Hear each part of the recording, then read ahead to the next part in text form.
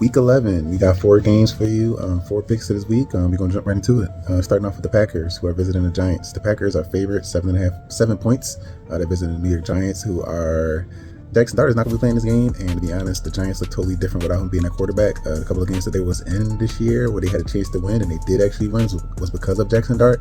No disrespect to Russell Wilson, but the offense doesn't really look the same as far as like without him able to make plays and scramble around and do his thing. So they don't have Malik Neighbors, they don't have Cam Scatterbull, so I don't really know how this is going to turn out, but I think it's going to be bad for the Giants.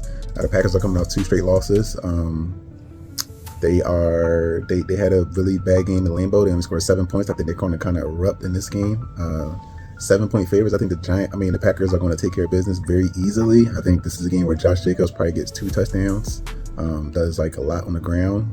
Jordan Love will get back on track. Without Tucker Kraft, the offense might look different, but I think Romeo Doubs, Christian Watson might be able to contribute like very well in this game. So take the Packers, get that 7 points, visiting the Giants. Next game, we got the Texans, who are visiting the Titans. This is the divisional game in the AFC South. We got the Texans, who are favorite, 5.5 points against the Titans. The Texans, even though they are 4-5, they look like they're kind of on the upswing. The Titans are honestly one of the worst teams in the league, if not the worst team in the league. Cam Ward does look pretty good, but he doesn't have much around him to help him out. So I think the Texans will cover this spread pretty easily. 5.5 points for the Texans. Even if CJ Stroud does not play in this game, Davis Mills, he should do enough to be able to bring them over the hump. They still got Nico Collins.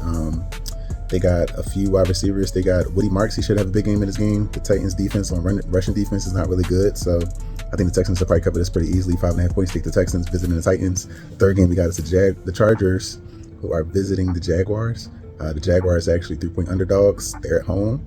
The Chargers are 7-3. The Jaguars don't have a winning record, but I kind of think the Jaguars are going to win this game, or not win the game, but at least cover the spread, which is 3 points.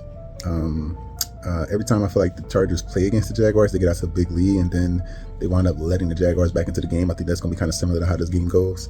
The Chargers probably be up by like a lot. They let their foot off the gas, and then the Jaguars got to inch their way back into the game. I think that's going to be how this one goes. Like I said, the Jaguars, even though they don't have their number 2 pick in the draft, I think that their offense in general was getting a little bit better. Trevor Lawrence hasn't really looked too consistent throughout the year, but I think that this would be a game where he actually wins. The Chargers, they lost both of their running backs to injured reserve, basically. Maureen Hampton hasn't really played too much, but I think Vidal, he probably would do some damage. Keenan Allen, Quentin Johnson might have a big game. Like, I think it's going to be the over, whatever the point spread is. I think it's going to take the over. But I think that the Chargers might win the game, but it's going to be a close game. I think the Jaguars to cover the spread, 3 points. The last game, we got the 49ers visiting the Cardinals. Another division matchup, NFC West. The 49ers haven't been with Brock Purdy. I'm not sure if he's playing this week. I think he might be playing this week. But even if he's not playing this week, I still got the same result. The Cardinals, Kyler Murray is basically going to be out for the season, basically. Jacoby Brissett, even though the offenses look better under the Jacoby Brissett, I think that the Cardinals are 3-point underdogs in this game, but I would take the Cardinals to cover the spread. I think the 49ers still win, but the Cardinals have a way of keeping games close.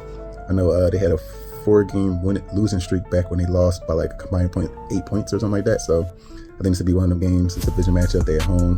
The 49ers, even though they're coming off of a tough loss the previous week, I think that this would be a game where the Cardinals keep it close. Playing for pride at this moment. So yeah, take the Cardinals to cover that 3-point spread.